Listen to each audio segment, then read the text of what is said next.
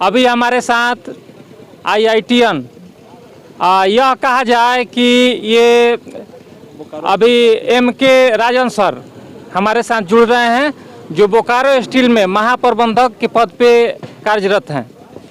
तो सर जो अभी आपने जितनी भी सारी बातें बताई, मैं बहुत देर से आपको सुन रहा हूँ, बहुत कुछ आपकी बातों से अंदर अंदर आनंदित भी हूँ, और मैं अपने न्यूज़ चैनल की तरफ से आपको बहुत बहुत आभार प्रकट कर रहा हूँ सर।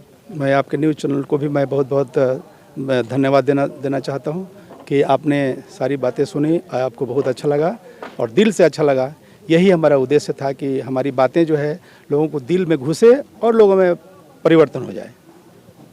MK राजन सर ने अपने संबोधन के क्रम में यह बताया कि मेरा एक लड़का पायलट है और लड़की फैशन डिजाइनर है।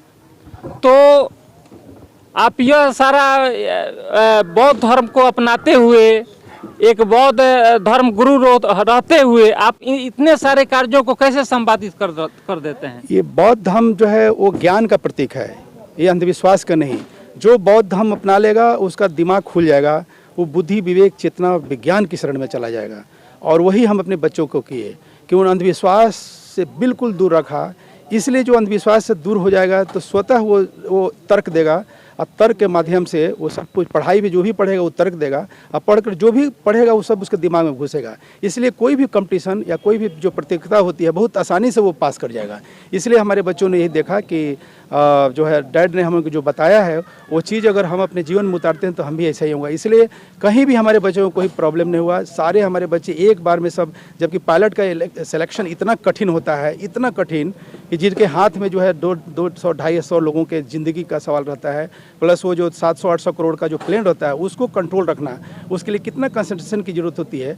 इसलिए हमारे बच्चों ने बहुत ध्यान लगा करके उन्होंने पढ़ाई की और अपने मुकाम पर पहुंचा। अब बड़ी मुझे खुशी होती है, मैं प्राउड होता हूं अपने भगवान बुद्ध और बाबा साहब, हमारे समाज में जो संत महापुरुष हैं उनको नमन करता हूं कि अगर वो लोग नहीं, अगर हमको बताया रहता और नहीं पढ़े रहते तो आज भी हम वहीं जहां थे, जिस हम नारकीय जीवन में जी रहे थे, वैसे ही मेरा जीवन रहता है। इसलिए हम इन महापुरुषों को मैं बहुत धन्यवाद देता हूँ जो हमारे जीवन को बदल दिया।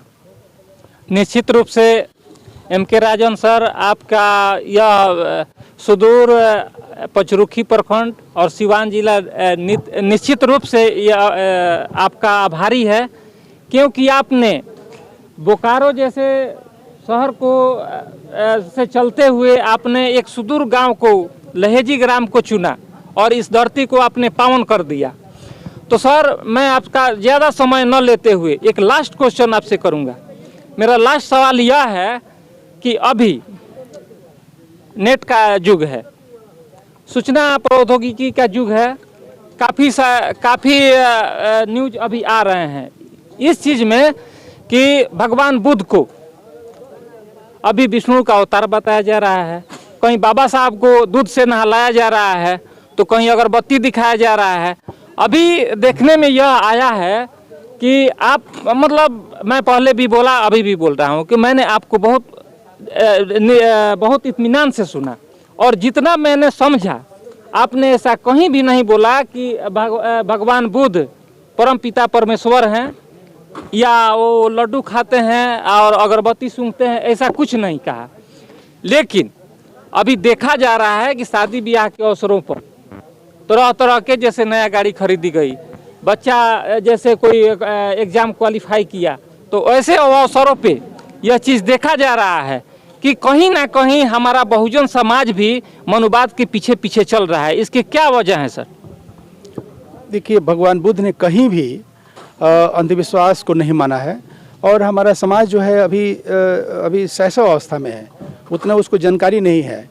क्योंकि एक चीज़ अगर छोड़ रहा है तो दूसरी चीज़ उसको पकड़ना है, तो वो देख रहा है कि अगर हम उस तरह नहीं करेंगे तो मुझे कुछ हो जाएगा। तो हमारे बुद्धिजीवी लोग नहीं कर पा रहे हैं, लेकिन जो नया जो आदमी है जो जस्ट अभी इसको मानने शुरू किया है, इसलिए उसको मनवाने के लिए थोड़ा बहुत ये लोग जैसे अगरबत्ती जला दे रहा है, थोड़ा वो कुछ फल वगैरह रख दे रहा है, तो उससे ये तो शैशव अवस्था इसमें भी चलेगा।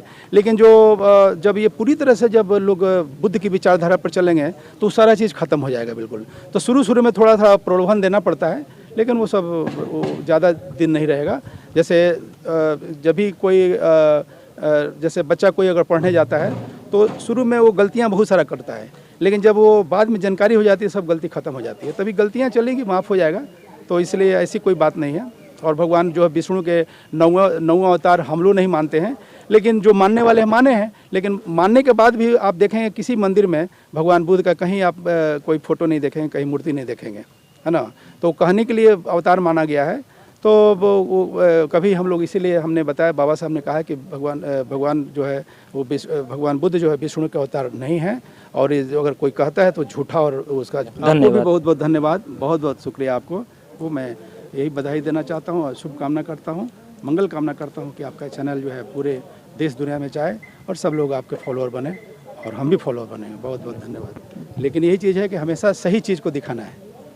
जी जी, प्रयास तो है, प्रयास तो है कि हम लोग चौथा स्थान बने रहें आप लोगों की। हमेशा निर्भीक होकर के, कभी किसी वो नहीं रहना चाहिए, डबल में नहीं रहना चाहिए। जी धन्यवाद। एक अंतिम सवाल है हमारा।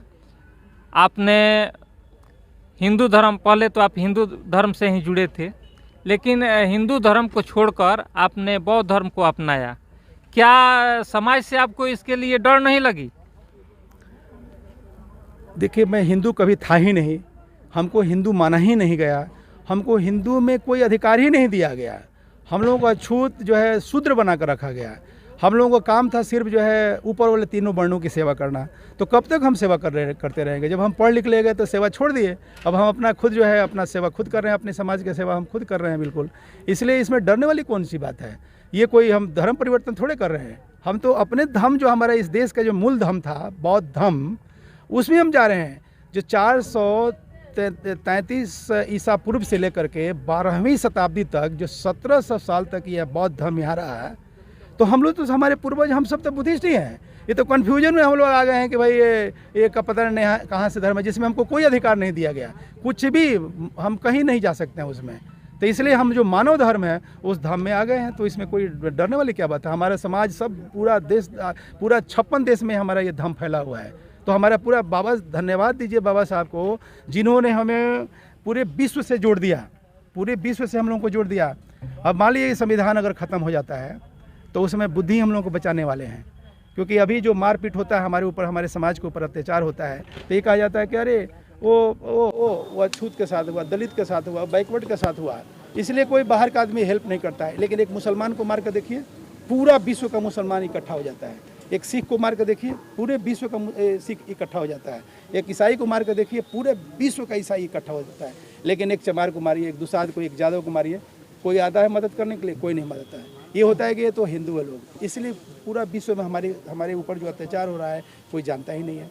तो इसलिए बाबा साहब ने भारतीय बौद्ध महासभा की स्थापना की। भारतीय, उसको इंग्लिश में बोलते हैं इंडियन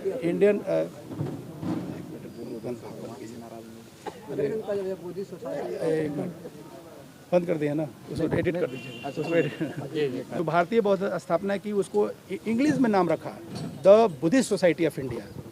तो इससे क्या हुआ कि पूरे विश्व के लोग जो है वो बुद्धिस्ट सोसाइटी ऑफ इंडिया के नाम से जानेंगे। और जब भी यहाँ पर हमारे जो शूद्रों के ऊपर अत्याचार होगा, जो उनको मालूम हुआ कि ये शूद्र लोग नहीं बल्कि बुद्धिस्ट लोग हैं, तो सारा वहाँ से इंटरनेशनल प्रेशर देगा इस देश पर कि भाई हमारे लोगों के ऊपर अत्याचार आप कर रहे हो, ठीक बात नहीं है। संविधान तो ख़त्म कर दिए हैं, अभी देख ही रहे संविधान को कोई पालन कर नहीं रहा है।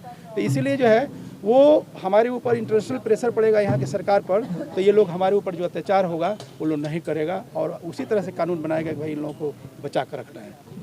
तो इसीलिए हम जो है हमें बौद्ध धर्म, हम लोग पहले से ही बौद्ध धर्म में रहे हैं और अभी भी हैं। क्योंकि हमको तो कोई हिंदू माना नहीं, हम लोगों को हिंदू कहाँ मानता है तो सेवक मानता है। बहुत बहुत धन्यवाद आपको। धन्यवाद सर। इसको एडिट कर